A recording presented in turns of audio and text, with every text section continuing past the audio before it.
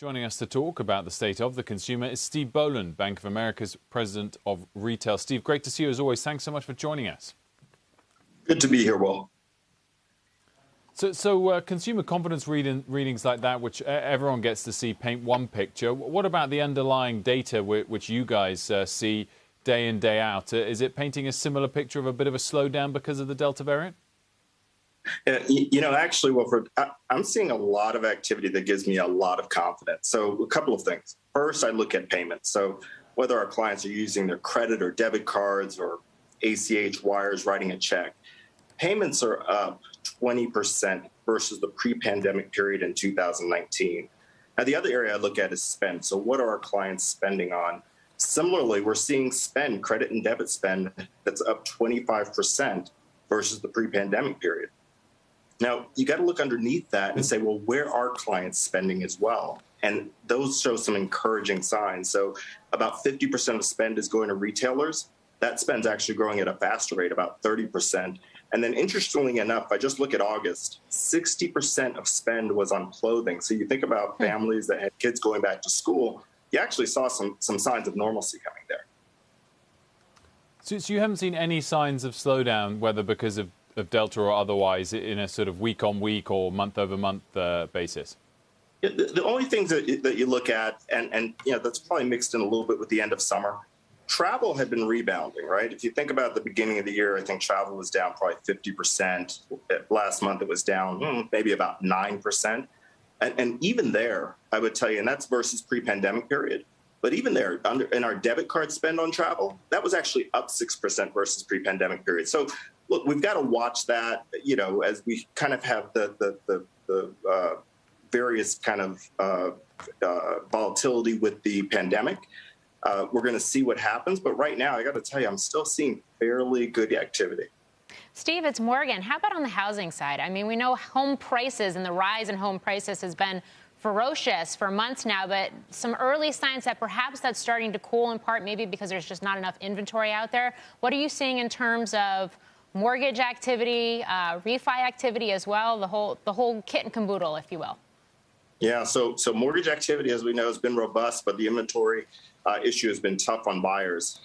If you look at just last quarter, our mortgage production was up 36% quarter over quarter, and we're seeing that good activity. Now, we do a survey every year. It's called the Homebuyer Insights Report.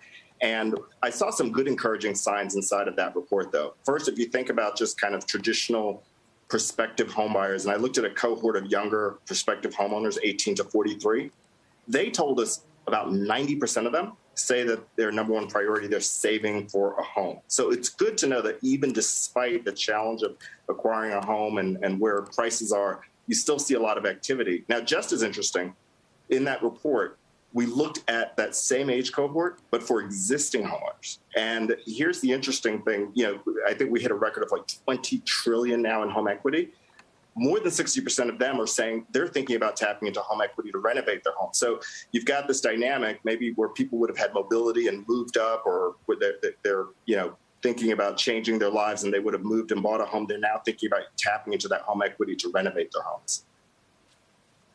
Steve, we've known that you guys have had good digital adoption numbers for a while. They've obviously gone through the roof during the pandemic, and Brian and many of your other colleagues always talk about them when they come on. I wondered if it changed in your kind of key department in this area, whether it changed your forecast expectations for how many branches you might close down over the next 5 years or so.